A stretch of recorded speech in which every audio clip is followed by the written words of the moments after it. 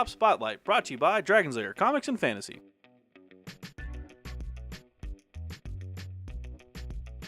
Hey everyone, I'm AdamHarry from Velvet Souls with Evan from Dragon's Lair Comics and Fantasy. We're back with another Tabletop Spotlight. This time, you brought the Realm Guide. Yes, this is Midgard, the Worldbook. Yes. What this is not its own RPG. It is a universe that you can use in either 5th edition Dungeons & Dragons or Pathfinder.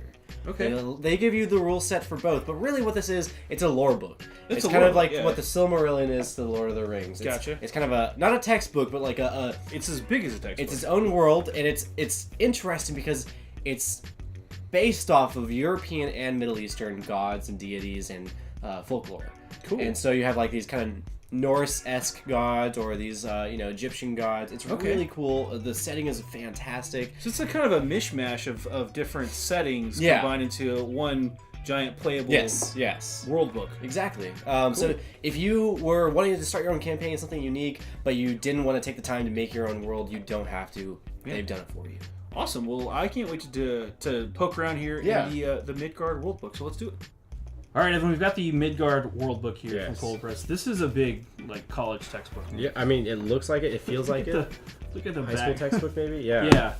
Yeah. It's massive. Now, one thing I'm gonna point out that I really enjoy is the artwork is actually fairly good. I'm not gonna say a lot of third-party ones are not that great, but this one's fairly good, and it is a world book, so this is not going to be its own rules for its own RPG. Yeah. It's going to be added on. You can add it on either to Pathfinder or 5th edition D&D. Now, it is massive. It's 461 pages plus some legal stuff at the very end. Yeah. It's full color all the way through, as you can see here. It's got that nice, the cream pages, like an old book or whatever. Yeah, it's kind of a nice touch. You don't have to look at white pages that can hurt your eyes after a long time. Right. It starts off with a kind of like a quick story, which is kind of cool. It kind of introduces you to the world. Yep.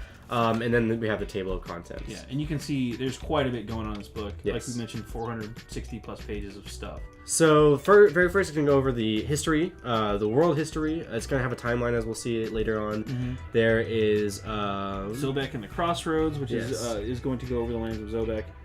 There's the Dark Kingdoms. Okay, so it's going to go over the lands It's next. just all of the different areas, which I think there's a map we'll see here in a second. Yes. Then we have the Rothian Plain. We've got the Dragon Empire. Ooh, the Southlands, the 7 cities. And what do you have over there? We've got the Wasted West. Oh, that's too bad. Grand Duchy of Dornig.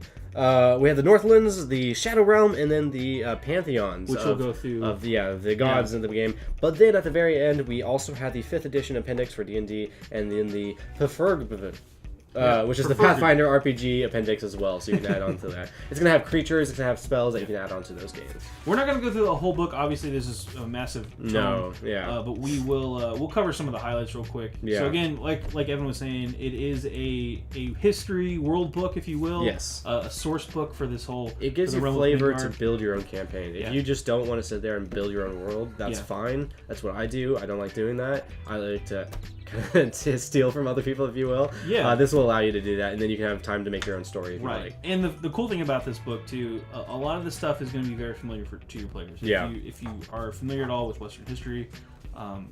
Western or Middle Eastern, too. Yeah, that's true. Because there are Egyptian gods, there are some, so it's... The history of the civilized world. Yeah. Now, here's the map. This is totally not the world, not Europe. Totally not Europe. That's totally not Italy.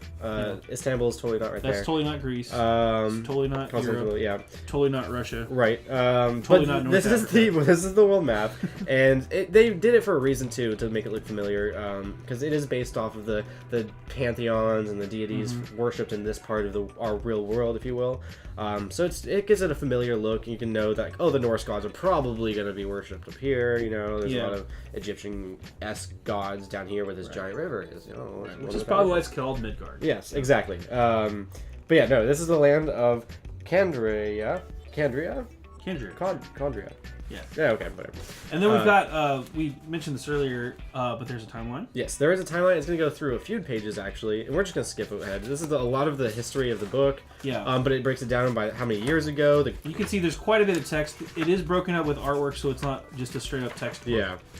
And then we have. So what's interesting? One thing about this book, it isn't its own rules, but it does have some interesting rule sets that you can add in. I think it's on the page.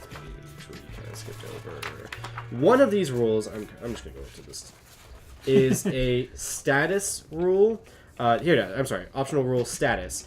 Instead of just leveling up with experience points and stuff like that, you can also level up your status as a person in this world. Very cool. And it's interesting. You go from like a peasant to a noble. Yeah, something I've noticed with a lot of campaigns that I've played in is like session 1, you're already talking to the king of the land, stuff like that. That wouldn't happen in that kind of world setting.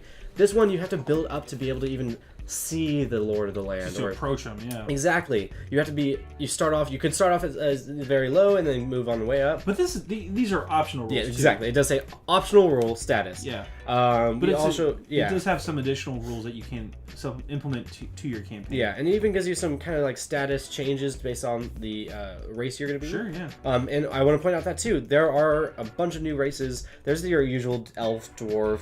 Humans, Exactly, but then you have winter folk and minotaur folk, stuff like that. Which may be hinted at in other settings, but now we've got stats and stuff. Exactly. Cool. So let's just skip ahead real quick. They're going to go to the next chapter. Let's go to here. So we have another interesting thing they've added onto this is there is, in between sessions, time to still continue in the campaign. So how they have it is, let's say you don't play a session for a week, time continues in your campaign times 2 of how long you haven't been playing. So a week, you haven't played for a week, 2 weeks have passed in your campaign. Again, this is an optional thing, but they talk about it and they give you this kind of calendar too, of course, and which is great because it keeps the time flow moving. Exactly. But again, all optional. You don't have to do that. Right. But I like the idea that they've incorporated. Take it if you want, but it obviously you kind of have to stop your session at an area where like a week can pass and nothing bad happens. You can't be in the middle of a fight. Yeah. But that's something interesting. Or the middle of a dungeon. Yeah. Exactly. Yes. That's something interesting they've added onto it. There's trade fairs. They've added all these useful charts and whatnot. Yeah. Like here's the trade routes of the empire, which is super handy. Like these are the type of things that make your world feel more alive, and more lived in, versus just, hey, here's this map of this land, and then you make it up as you go. It's already been made up for you. Yeah. So here's the first land that they're going to talk about. This is Zobek and the Crossroads. I think it's the kind of the empire for the humans, if you will.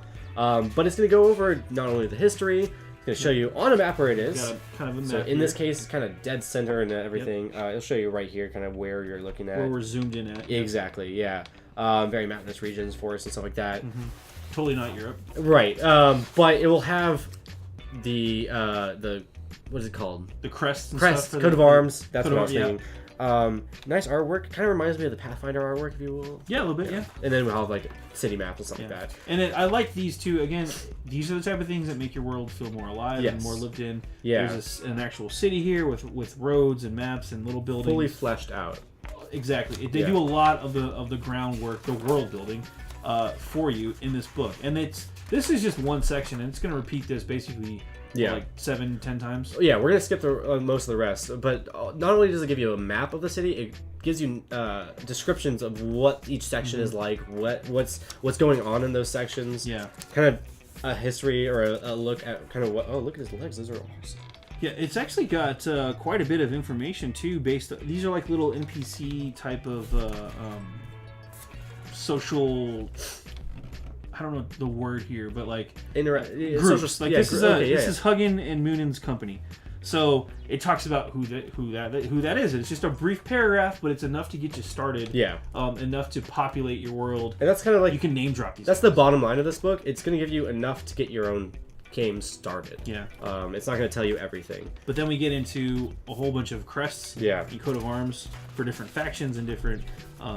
NPC groups your cities your players may encounter. Yeah. Again, just adding more resources to your toolset. You'll notice too, like there's very Romanesque things here. Like I can't remember what it's called, but the combined sticks. It's like a very Roman symbol.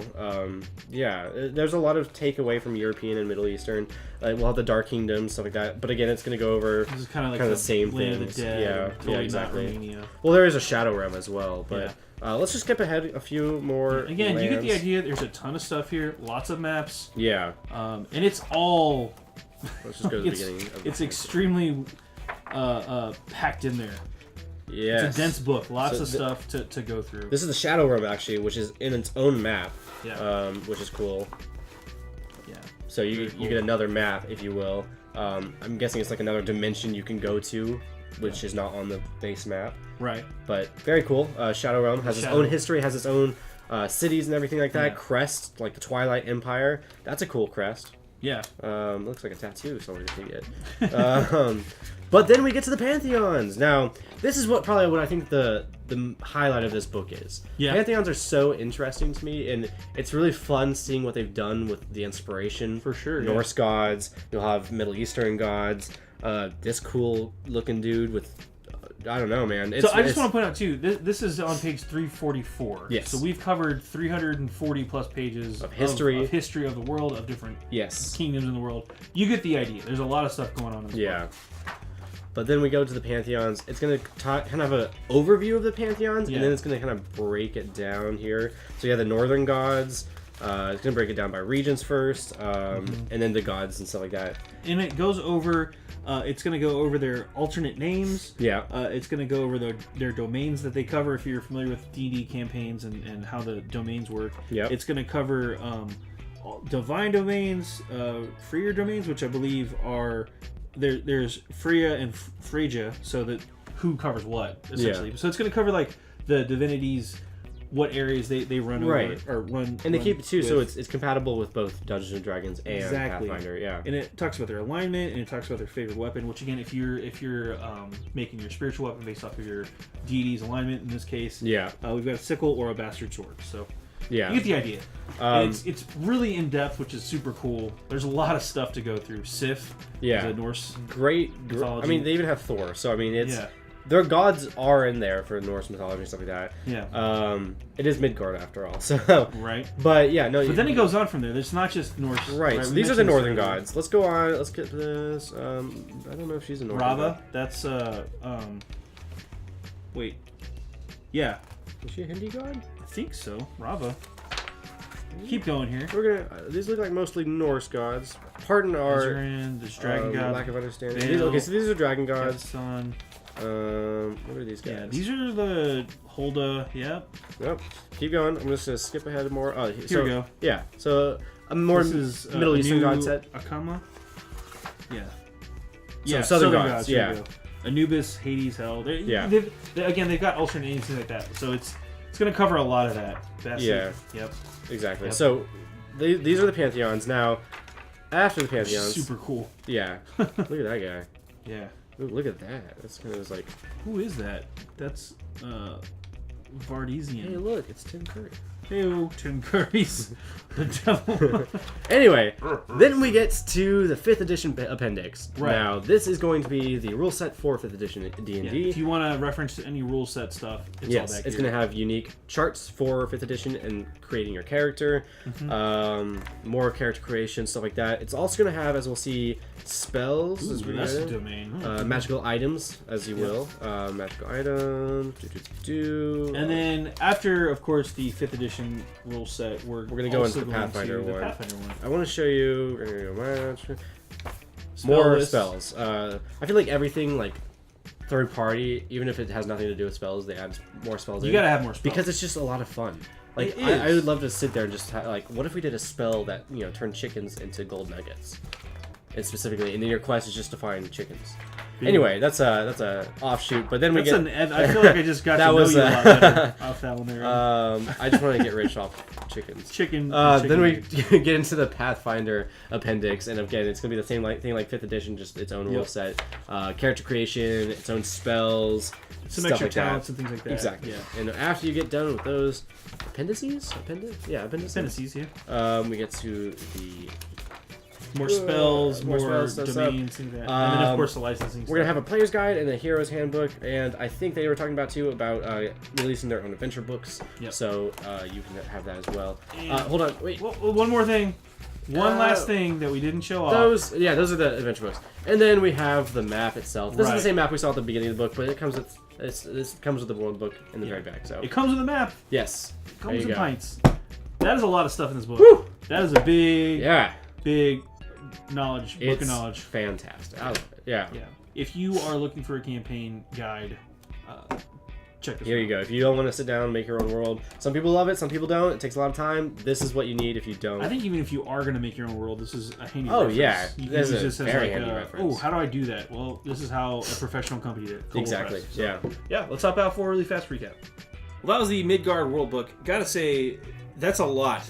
Yeah, there is a lot to just digest and have fun with. Yeah. The very beginning, as you saw, was basically just the history of the land with the timeline at the very bottom. But then you get to the back, and there's even rule sets for both 5th edition and Pathfinder. Yeah. It's really cool the way they managed to make it generic enough that you could use it in either whatever game system. But because really what you're interested is the lore and the world building that's gone into this book. And of course, if you're familiar with Norse mythology at all, Midgard is supposed to be kind of like the Earth realm. So as we saw on the map, that definitely was not Europe. Definitely not Europe. But you know, it's really cool because it allows you to make your own campaign with your own story, but you don't have to take the time and make your own world. Yeah, and it's enough. I think players will have enough familiarity with it just in general because it's again not Europe, but it totally is. It's enough familiarity. But the gods, the deities are all based off of real world deities that we worship. So exactly, so it's going to have that familiarity within the setting, but then they go into a lot more details we saw throughout the whole book to kind of cover their bases. So really cool stuff. Let's go ahead and crunch the numbers on this one real fast. This one is from Kobold Press. Yes. It is again for Pathfinder or 5th edition or even 4th edition if you want to do that. It's I'm it's sure a you can world fix book. Yeah, it's a world book. It's for the history and the story. So, exactly. Yeah. What's this one gonna run you? $49.99. Yeah, which makes sense because it's actually cheaper than a college textbook. Yes. So I appreciate that. Right. But yeah, these days it's a ton of it's a ton of stuff to go through. Big thick book. Yes.